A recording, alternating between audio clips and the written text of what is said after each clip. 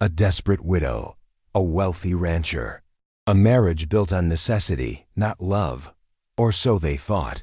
As the Montana winter closes in and old enemies resurface, what begins as a cold transaction could ignite something far more dangerous and powerful. Thank you so much for watching and for all your comments. Let me know at the end if you liked the story and where you're watching from and why you're following this. Montana Territory, 1885. The bitter winter wind howled across the plains as Eleanor Mitchell pulled her threadbare shawl tighter around her shoulders. 3 months a widow, and the tiny cabin she'd shared with Thomas was becoming increasingly difficult to maintain. The roof leaked, the food stores dwindled, and the bitter cold seeped through every crack. Eleanor stared at the letter in her trembling hands. The bank would foreclose on their small homestead next week. Thomas had borrowed heavily to buy seed for crops that never flourished in the harsh soil. Now the debt collectors were circling like vultures. "What am I to do?" she whispered, her breath visible in the frigid air of the cabin. A knock at the door startled her. Eleanor rarely had visitors, especially since Thomas passed. The nearest neighbor was miles away. She cautiously approached the door, wondering who would brave the brewing snowstorm to reach her isolated cabin. When she opened the door, Eleanor found herself face to face with Jackson Blackwood, owner of the sprawling Blackwood Ranch that surrounded her small property. His imposing figure filled the doorway, snowflakes melting on his broad shoulders and dark hat. "Mrs. Mitchell," he said, removing his hat. "May I come in? I need to speak with you." Eleanor hesitated.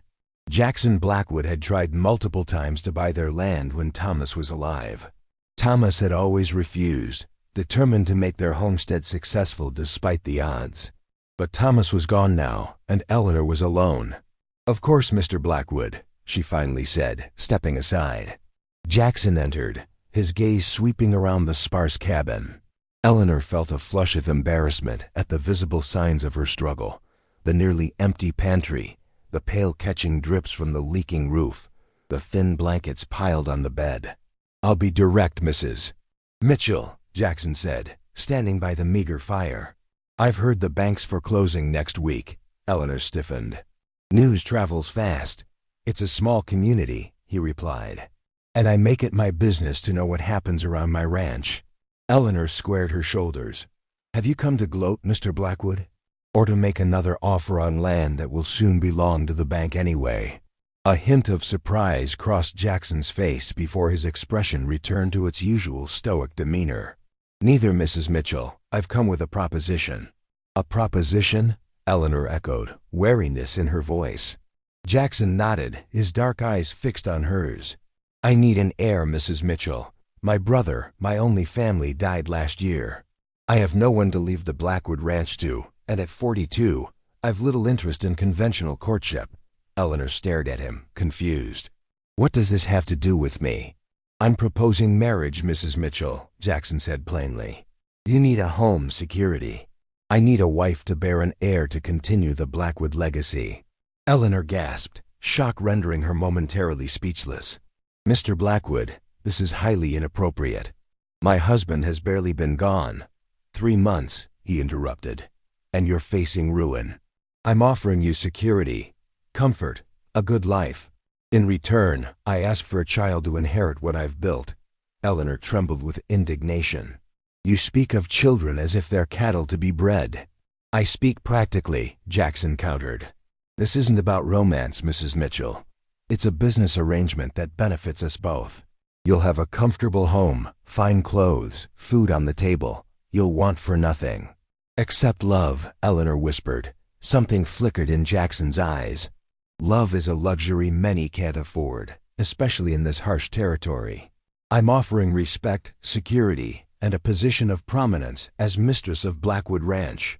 Outside, the wind howled louder and snow began to fall more heavily. Eleanor knew she had nowhere to go once the bank took her home. No family, no friends who could take her in. "Think on it," Jackson said, placing his hat back on his head. "I'll return tomorrow for your answer." As he turned to leave, Eleanor found her voice. "And if I refuse?" Jackson paused at the door. "Then I wish you luck, Mrs. Mitchell. You'll need it." His eyes swept around the cabin once more. "This storm's worsening. Your roof won't last the night." After he left, Eleanor sank into a chair, her mind reeling. Marriage to a man she barely knew, a man her husband had regarded as cold and calculating. Yet as another drop of icy water fell from the ceiling, Eleanor wondered if pride could keep her warm when everything else was gone. The journey to Blackwood Ranch was silent and tense.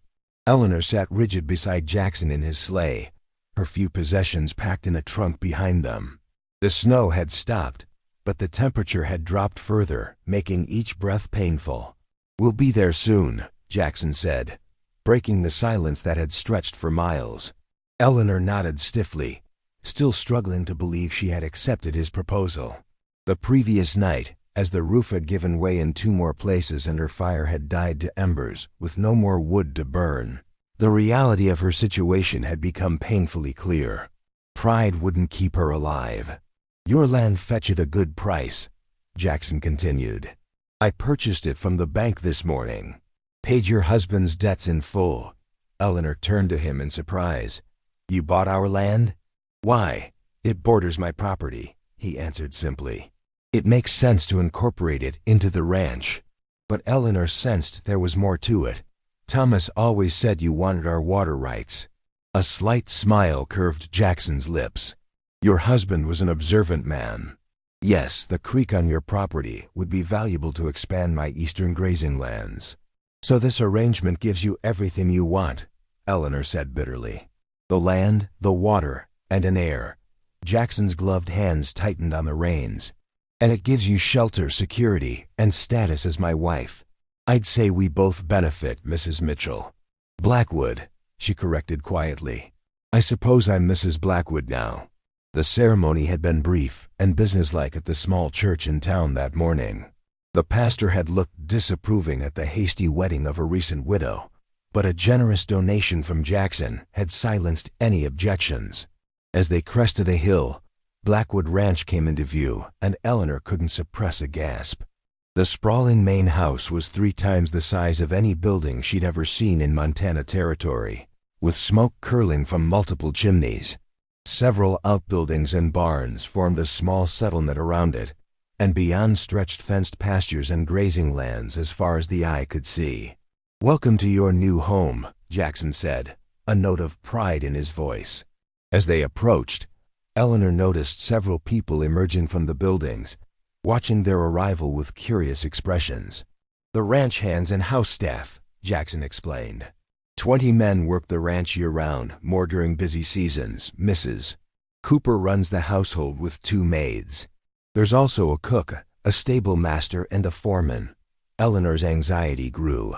She had never managed more than her small cabin. How was she supposed to take charge of such a large household? Jackson seemed to read her thoughts. "Mrs. Cooper will show you everything you need to know. She's been with the Blackwood family for 30 years. The sleigh pulled up to the front of the house, and a stern-looking older woman in a dark dress emerged, followed by 2 younger women. "Mrs. Cooper," Jackson said as he helped Eleanor down from the sleigh. "This is my wife, Eleanor Blackwood." The housekeeper's eyebrows rose slightly, the only indication of her surprise. "Ma'am," she said with a curtsy that seemed more formality than respect. "We've prepared the mistress's chambers as instructed." "Thank you," Eleanor replied, feeling the weight of the staff's curious stares. "Show Mrs. Blackwood to her rooms," Jackson instructed. "I need to speak with Dawson about the north pasture." Without another word to Eleanor, he strode off toward one of the outbuildings where a weathered man waited. Mrs. Cooper led Eleanor into the house, through a grand entryway and up a sweeping staircase. The interior was richly appointed, but somehow cold, lacking the touches that made a house a home. "These are your chambers, ma'am," Mrs. Cooper said, opening a door to reveal a spacious bedroom with adjoining sitting room. "Mr. Blackwood had them refurbished last week." Eleanor stepped inside, noting the fine furnishings: a large 4-poster bed, a dressing table with mirror, comfortable chairs by the fireplace where a fire already blazed. "Mr. Blackwood's rooms connect through that door," Mrs. Cooper added, pointing to a door on the far wall, though he specified it should remain unlocked only when an heir is being pursued. The blunt statement made Eleanor's cheeks burn. So this was truly to be a marriage of convenience and necessity, nothing more. "I'll have your trunk brought up," Mrs. Cooper continued, seemingly unaffected by Eleanor's discomfort. "Dinner is served at 6 precisely. Mr. Blackwood expects punctuality." After the housekeeper left, Eleanor sank onto the edge of the bed, overwhelmed. She had traded her freedom and dignity for security and comfort. As she looked around the fine room that was now hers, she wondered if the price had been too high. That evening, dressed in one of her plain dresses that looked even shabbier in these grand surroundings, Eleanor made her way downstairs for dinner. Jackson was already seated at the head of a table that could accommodate 20. "You're punctual," he noted as she entered. "Good. I despise waiting." Eleanor took the seat to his right, acutely aware of the vast distance between them despite sitting so close. "Tomorrow," Jackson said as servants brought in the first course, "we'll go into town. You'll need a proper wardrobe befitting the mistress of Blackwood Ranch." "That's not necessary," Eleanor protested. "I have enough." "You have clothes suitable for a homesteader's wife," Jackson interrupted. "Not for my wife. When you appear in public, you represent the Blackwood name now." Eleanor stared down at her plate. "Is that all I am to you? A representation of your name?" Jackson set down his fork, studying her face. "For now, yes. In time, you'll be the mother of my heir. Those are the terms we agreed to." "And nothing more?" Eleanor asked softly. Something shifted in Jackson's expression. "Mrs. Blackwood, I promised you security and comfort, not romance. I suggest you adjust your expectations accordingly." Spring came to Montana Territory, melting the snow and bringing new life to the land. 3 months had passed since Eleanor's wedding, and she had settled into a routine at Blackwood Ranch, learning to manage the household with Mrs. Cooper's reluctant guidance. Her relationship with Jackson remained formal and distant. They shared meals, occasionally discussed ranch matters, and then retired to their separate chambers. The connecting door remained firmly closed, a fact that brought Eleanor both relief and confusion. Jackson had made no move to fulfill the primary purpose of their arrangement, creating an heir. On a mild April morning, Eleanor walked through the garden behind the main house, inspecting the newly emerging plants. She had taken an interest in the neglected garden, seeing it as a project she could make her own. "You've been busy," Jackson's voice came from behind her. Eleanor turned, surprised to see him observing her. Usually he spent his days with the ranch hands or in his study reviewing ledgers. "The garden needed attention," she replied. "No one has tended it properly in years." Jackson nodded, looking around at the freshly turned soil and new plantings. "My mother loved this garden. After she died, no one maintained it." It was rare for Jackson to mention his family, and Eleanor seized the opportunity to learn more about the man who was her husband in name only. "Tell me about her," she said quietly. Jackson's expression softened slightly. "She was gentle but strong. Came from Boston to marry my father, knowing nothing of ranch life. By the time she died, she could ride as well as any man and knew every inch of Blackwood land." "You admired her," Eleanor observed. "I did." A shadow crossed his face. "She died when I was 15. Fever took her in 3 days." "I'm sorry," Eleanor said sincerely. "It must have been difficult for you and your brother." "My father retreated into himself after her death," Jackson continued, surprising Eleanor with his candor. "The ranch became his only focus. He drove himself and us relentlessly. Said hard work was the only cure for grief."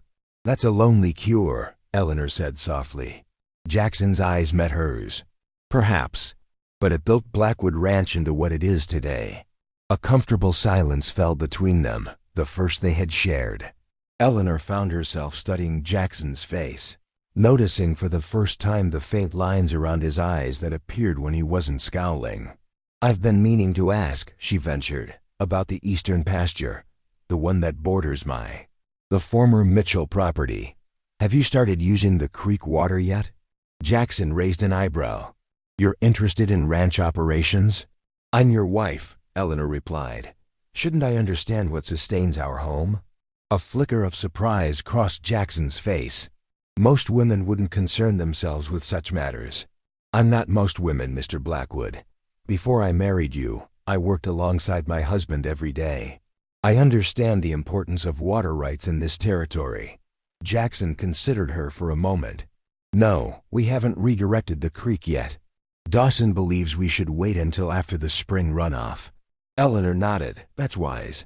Thomas always said that creek floods its banks during snowmelt. Any structures built now might wash away.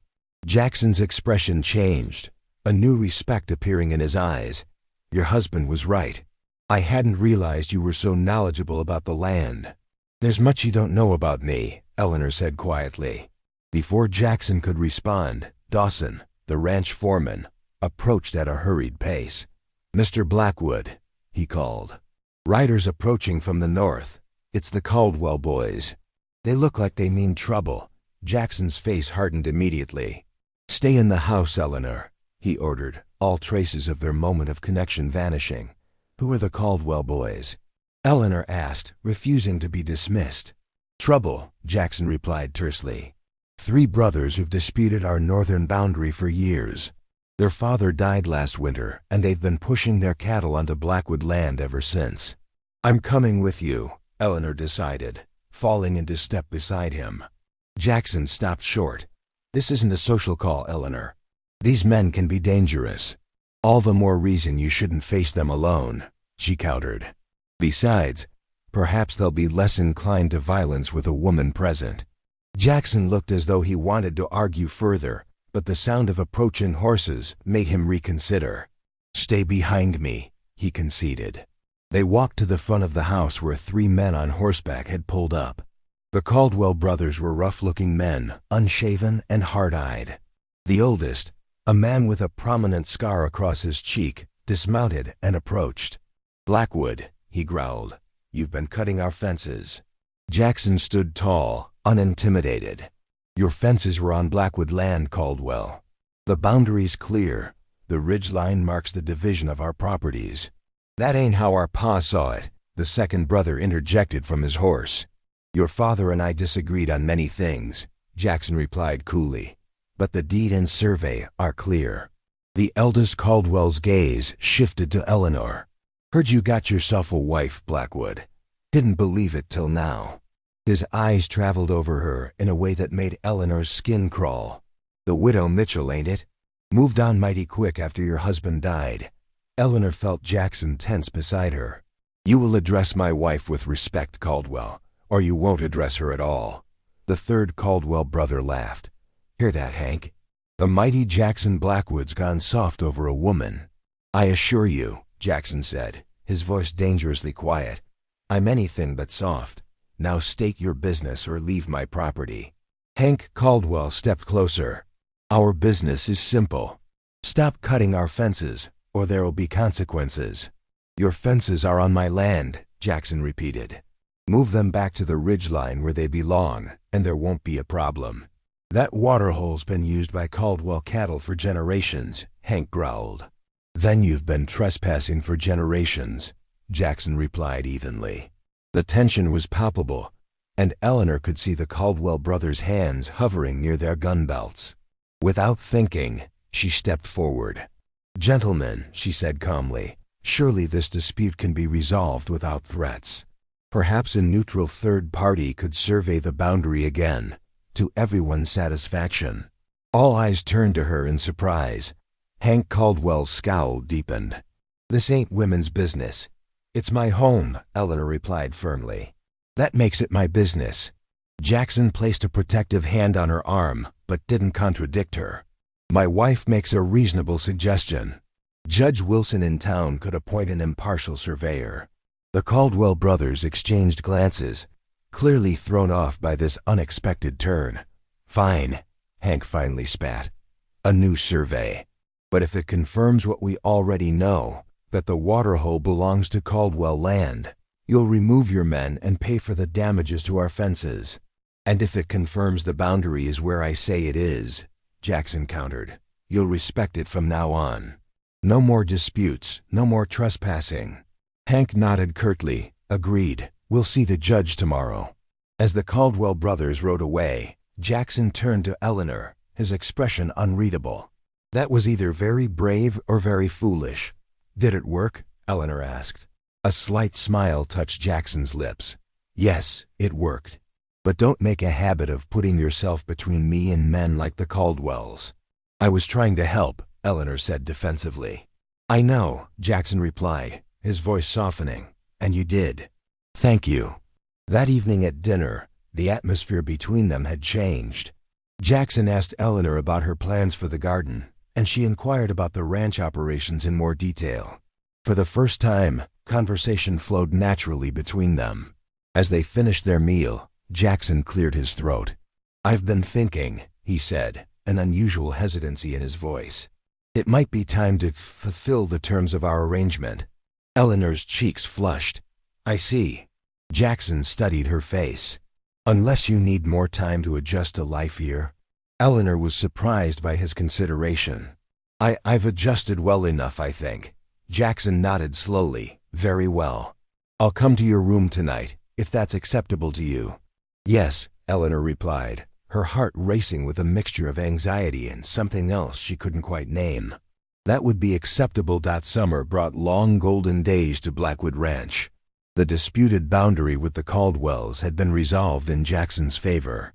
The garden behind the main house flourished under Eleanor's care, and the ranch operations ran smoothly. But the most significant change was the relationship between Jackson and Eleanor. What had begun as a business arrangement had gradually evolved into something neither had anticipated. A genuine partnership built on mutual respect and growing affection. And now, as Eleanor stood by the window of her bedroom watching the sunrise, she placed a hand on her slightly rounded belly, still amazed by the new life growing within her. After 3 months of trying, she was with child. Jackson's heir was on the way. A knock at her door preceded Mrs. Cooper's entrance with a breakfast tray. Mr. Blackwood thought you might prefer to eat in your room this morning, the housekeeper explained, her attitude toward Eleanor having warmed considerably in recent months. He said you were feeling unwell at dinner last night. Thank you, Mrs. Cooper, Eleanor replied with a smile. The morning sickness comes and goes.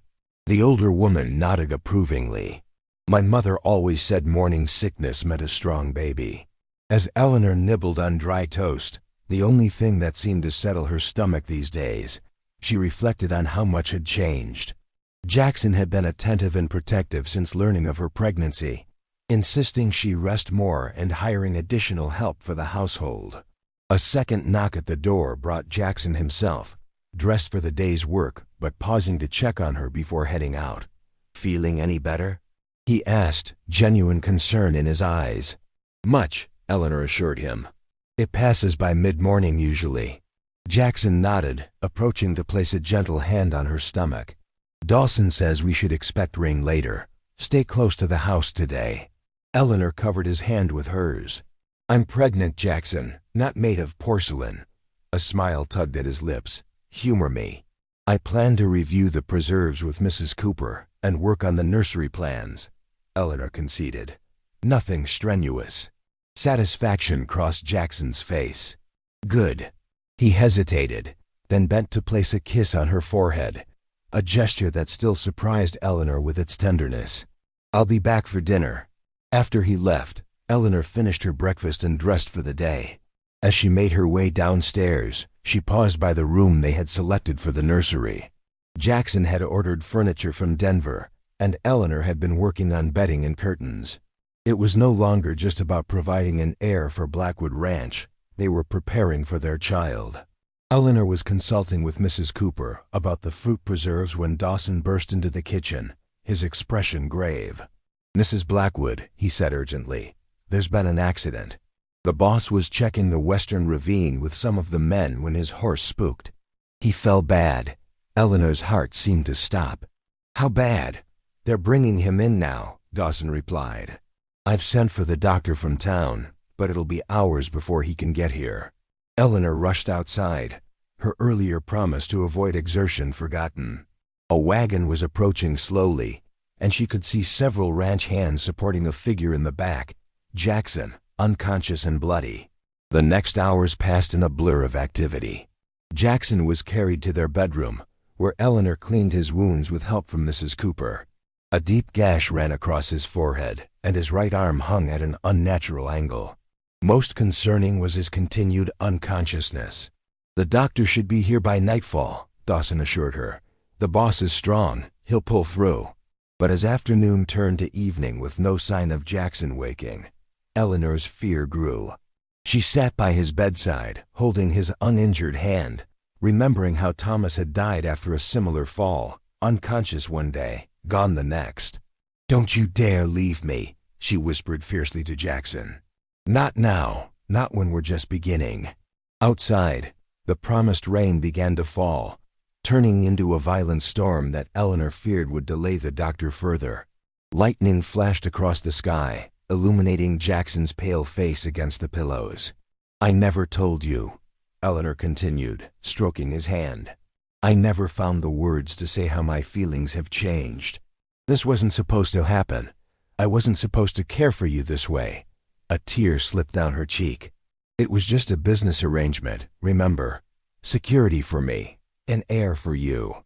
Simple and practical. But nothing about this has been simple." Thunder rumbled overhead as Eleanor laid her head against his chest, listening to the steady beat of his heart. "I need you, Jackson Blackwood. Our child needs you.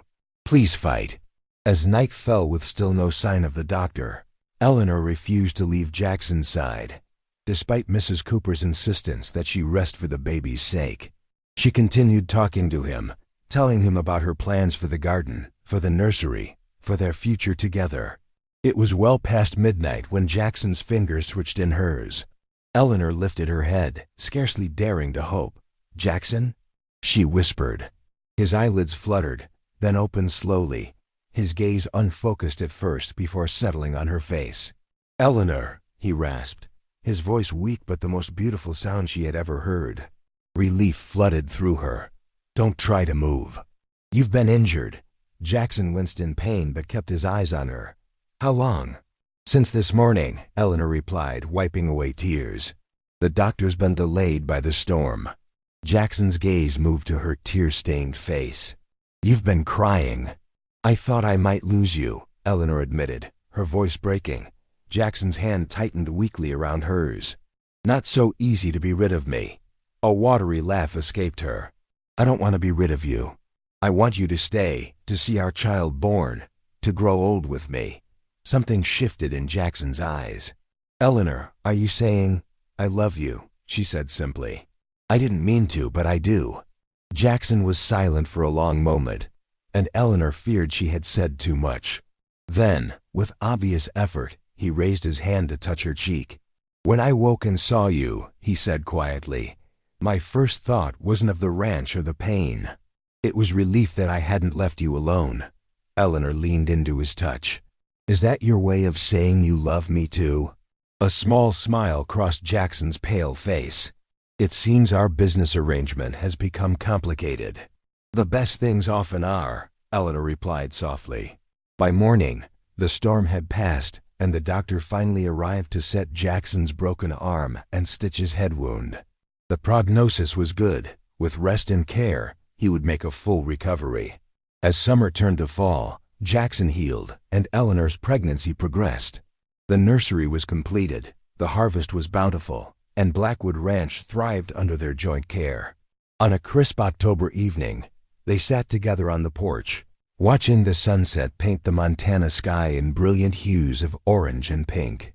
Eleanor, now 7 months along, leaned comfortably against Jackson's shoulder. "I was thinking," Jackson said, his arm around her, "we should consider a name for our child." Eleanor smiled. "I've been thinking about that too. If it's a boy, perhaps Thomas, after my first husband. He was a good man, despite his struggles." Jackson nodded thoughtfully. "Thomas Blackwood. It has strength to it." "And if it's a girl," Eleanor continued, "perhaps Margaret, after your mother?" Jackson's arm tightened around her. "I'd like that very much." They sat in companionable silence as the first stars appeared in the darkening sky. When you came to my cabin that winter day, Eleanor said reflectively, did you ever imagine we'd be here now? Jackson considered the question.